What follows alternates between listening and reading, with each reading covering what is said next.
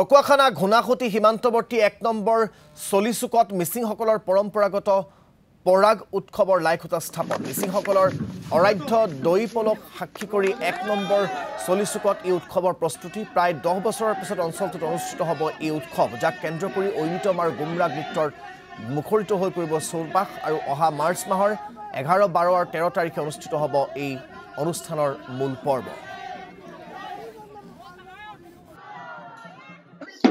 আজি আমি সমাবেত হৈছোঁ যে আমি এইটো নৰাচিগা বিহুখন আমি মিচিঙত পৰাগ বুলি কওঁ। এইটো আমি ৫ বছৰ বা ১০ বছৰ মূৰে মূৰে খাওঁ।